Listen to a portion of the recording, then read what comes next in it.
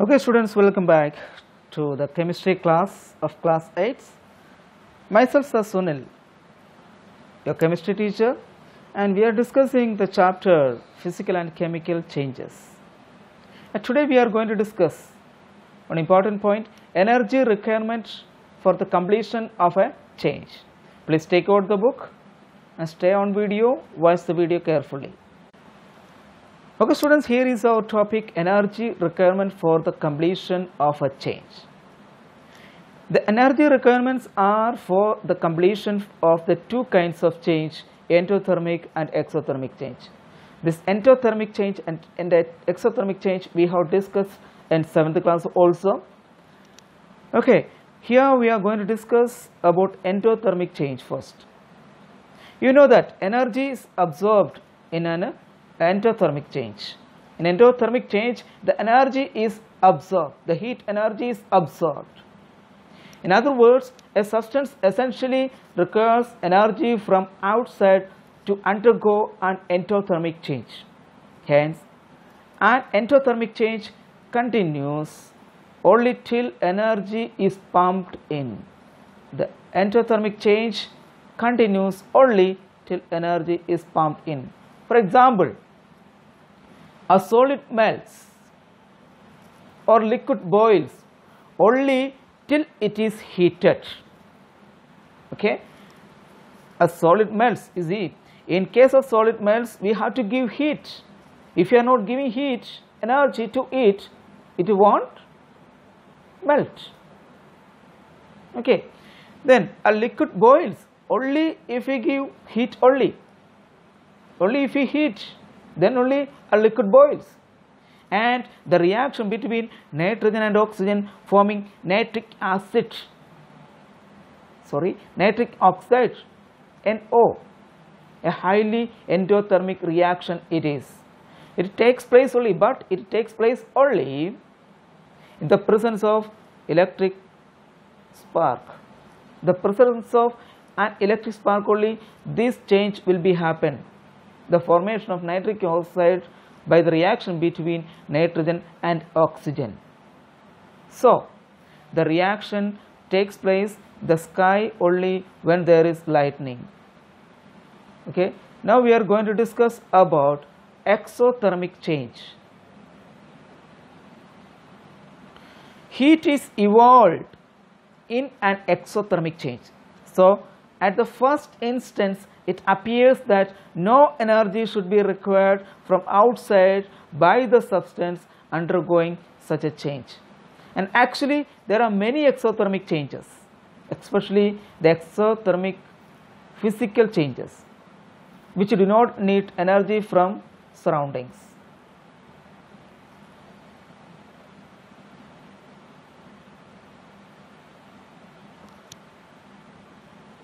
A common example is the condensation of water vapor or the freezing of liquid. Similarly, when dilute hydrochloric acid is added to a solution of sodium hydroxide, an instant reaction takes place, liberating heat.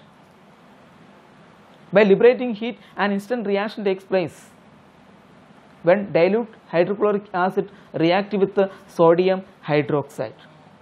However, many exothermic reactions are there. Many exothermic reactions are there which do not take place without being initiated by heating or igniting, illumination and sparking. But once initiated, exothermic reactions go to completion on their own. But once it is started, once it is initiated, exothermic reactions go to completion on their own. On their risk, it will be completed. Some examples are given. So here, hydrogen does not react with oxygen when two are only mixed, but reacts explosively when the mixture is kindled or sparkled. Okay, sparked. This is a highly exothermic reaction. The reaction between the burning hydrogen with oxygen. That is an exothermic reaction, a highly exothermic reaction. A piece of coal, wood or paper does not burn unless lighted. But once the substance starts burning, it burns out completely. Next one, the reaction between iron and sulfur forming iron sulfide, iron second sulfide, is an exothermic process. When iron filings and sulfur are mixed in the ratio 7:4, nothing happens. When just mix iron and sulfur, nothing will happen. But once the mixture is heated in a hard glass test tube for a short while, for a short time, it begins to glow, showing that the reaction has started. Now you can stop heating, but you will find that the solid continues to glow and the glow spreads throughout the mass. After the glow dies out and the test tube cools down, you will find that a grayish black solid is formed, different from the original mixture. In fact, this is iron sulfide. So once initiated, the exothermic reaction will continue till the end. Okay, students, then we can conclude that exothermic reactions, once initiated, it continues.